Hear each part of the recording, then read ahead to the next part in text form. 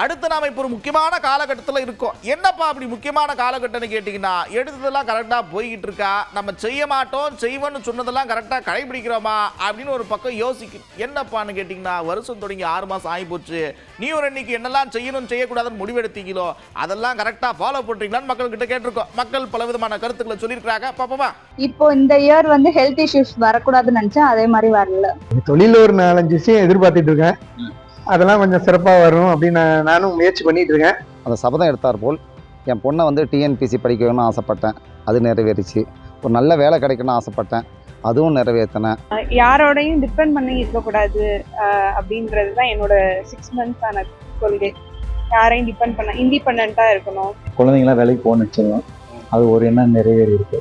எந்த ஒரு விஷயத்துலையும் யாருக்கிட்ட எக்ஸ்பெக்ட் பண்ணக்கூடாதுன்னு நினச்சிருக்கேன்.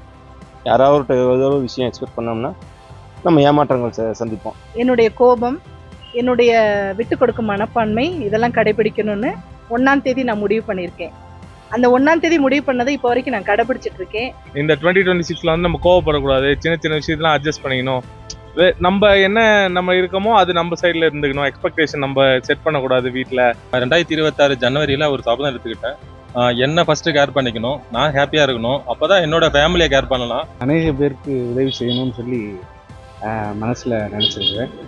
அது வந்து இந்த 6 மாதத்தில் என்னால் செய்ய முடியல.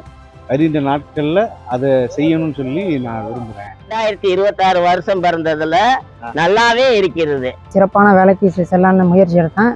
அதுக்கான வேலை இன்னும் கிடைக்கல, தேடி கொண்டிருக்கிறேன். இன்டர்வியூ அட்டன் பண்ணியிருக்கேன். ஒன்றும் நிலவரம் ஒன்றும் அவ்வளோதான், ஒன்றும் சரியாக முறையில் இல்லை. இந்த வருஷம்லாம் எந்த பக்கமும் வெளியே போகக்கூடாது, வியாபாரத்தை பார்த்து நல்லா நீட்டாக குடும்பத்தோட சந்தோஷமாக இருக்கணும்னு ஒரு சபதம் எடுத்திருக்கு. இந்த வருஷம் பார்த்தீங்கன்னா நிறைய சிவன் கோயிலுக்கு போகணும்னு நான் நினச்சிருந்தேன். அது இப்போ வந்து பண்ணிக்கிட்டு இருக்கேன். என் பொண்ணுக்கு இந்த வருஷம் கல்யாணம் பண்ணணும்னு முடிவு பண்ணியிருந்தேன். அலையன்ஸ் பார்த்துக்கிட்டு இருக்கிறோம். சீக்கிரமாக முடிச்சிருவோன்னு நம்பிக்கை இருக்குது.